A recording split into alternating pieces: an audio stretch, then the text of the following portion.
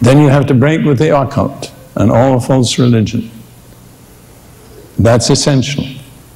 And you may have to get rid of occult objects that are in your house. Because God told Moses, if you bring them into your house, any accursed object, you'll become accursed like the thing. Some of you got things in your house that bring a curse on you. Objects related to the occult, objects of superstition. Get rid of them. Have a house cleaning. Let me tell you my own experience. My grandfather was the officer in the British Army who suppressed what was called the Boxer Rebellion in China. You may not know about it, but there was an uprising of the Chinese nationalists around about 1900 and something, and the British sent out an expeditionary force under the command of my grandfather that suppressed it. I'm not saying it should have been suppressed, but that's what they did. Well, my grandfather returned with some rather costly Chinese antiques, and in due course they were passed through my mother to me, and amongst them were 4 beautiful embroidered Chinese dragons. I mean, they were beautiful. And furthermore, they had 5 claws. And a dragon with 5 claws is an imperial dragon. So I had them framed and put up on the wall in my living room. But when I began to deal with deliverance, the Lord had an interview with me. He said, now, tell me, in the Bible, who is represented by a dragon? Well, I didn't have to be a theologian to answer. I said, the devil. He said, do you think it's appropriate that you as a preacher would have on the walls of your living room something that demonstrates or advertises or portrays the devil? I got the message, so I got rid of them. And I want to tell you this, I didn't change what I was doing. My ministry was exactly the same. I was a traveling Bible teacher, but in the next year, my income doubled.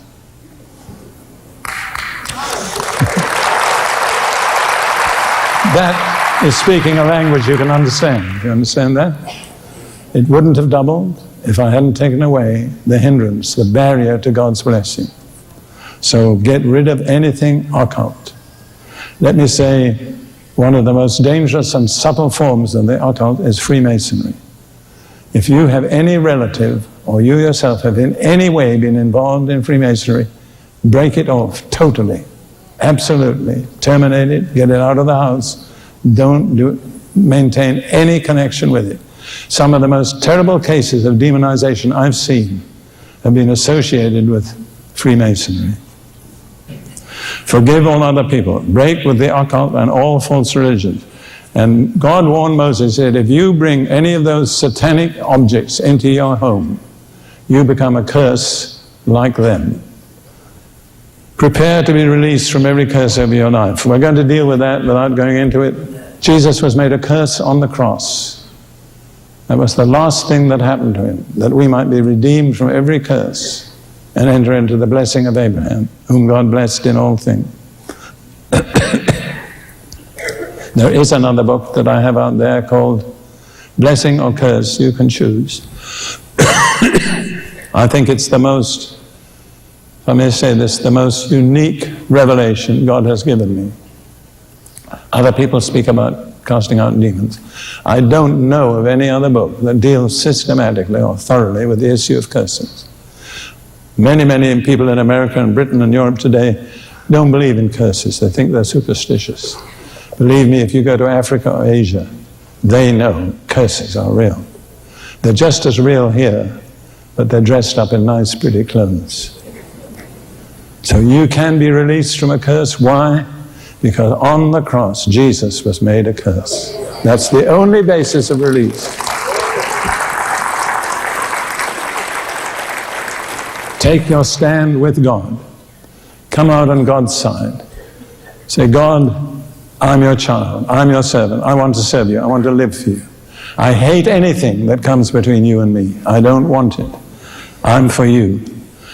And number 9, expel. Now that's very, very important. That's why I titled my book, They Should Expel Demons. Because expel is not a religious word. I was looking for some word that wasn't religious. It's in a certain translation of the New Testament. So What is expel? You've got something inside you that you don't want. What do? You expel it. You breathe it out. You blow it out. You sob it out. You cough it out. You scream it out, but you get it out. You don't keep it inside you. Now, I saw this in a marvelous illustration somewhere near Washington, D.C., a good many years ago. A mother brought to me her 4-year-old son. She said, will you pray for him? I said, what's his what's his problem? She said, allergies.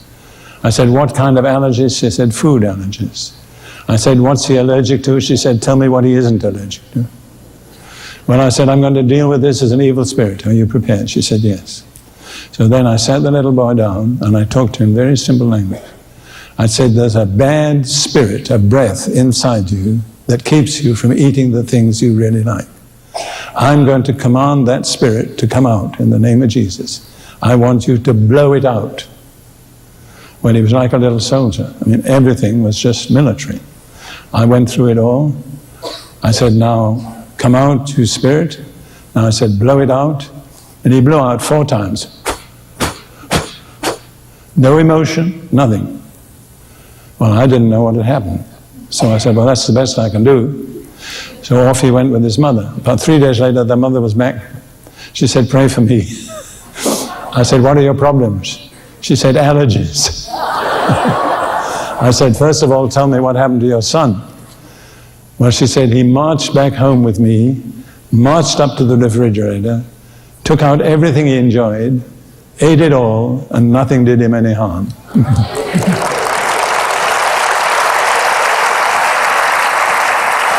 You see, this is so simple that religious people can't always do it, but expel it. I had a letter once from a woman years ago. She said, Brother Prince, never hesitate to tell people to breathe it out. She said, my husband went to one of your meetings, went up to the front, prayed like you told, blew out 4 times, and that's all that happened. But she said he's been a different man ever since. This is very real, see, it's not up there. It's right down here on the surface of Earth. So on my pages 216 and 217, I have the prayer for deliverance. So I want you to consider for a few moments what I've been saying.